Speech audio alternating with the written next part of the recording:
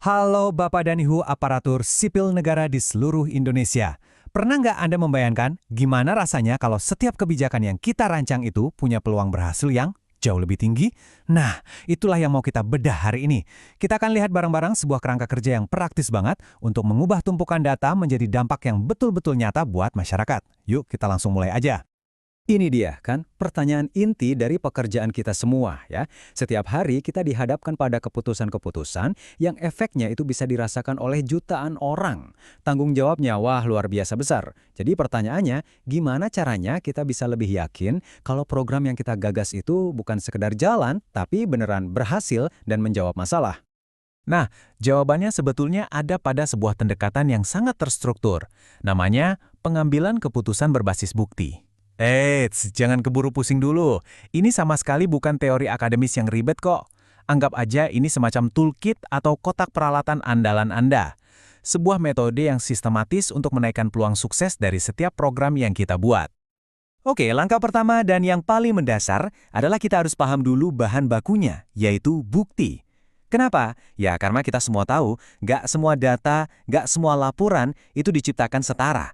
Ada yang kualitasnya jauh lebih kuat, lebih bisa dipegang dibandingkan yang lain. Coba kita lihat piramida ini.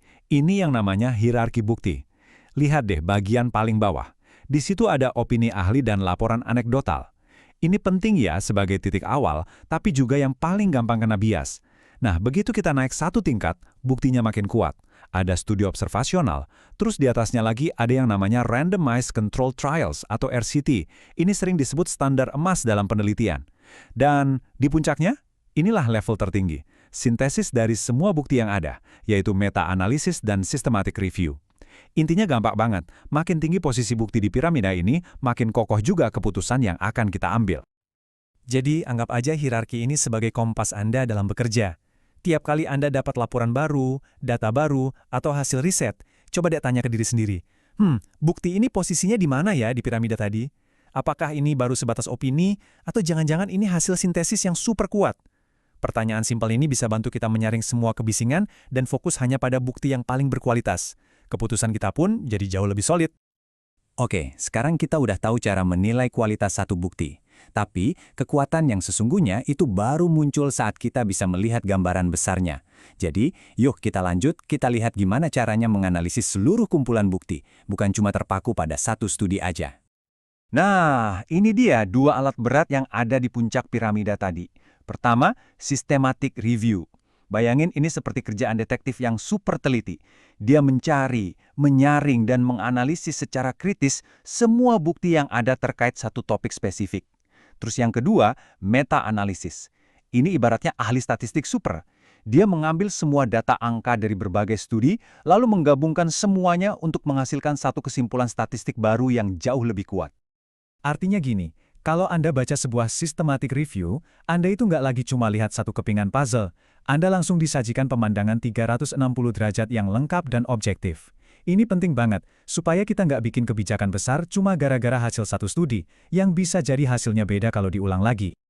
Terus ada meta-analisis, yang bisa kita bilang ngasih vonis akhir berbasis data. Coba bayangin ada 5 studi berbeda, hasilnya agak naik turun. Nah, meta-analisis ini menggabungkan semua data dari kelimanya untuk ngasih kita satu jawaban statistik yang mantap. Jadi, pertanyaan penting seperti, secara keseluruhan program ini efektif nggak sih? Bisa terjawab dengan lebih meyakinkan.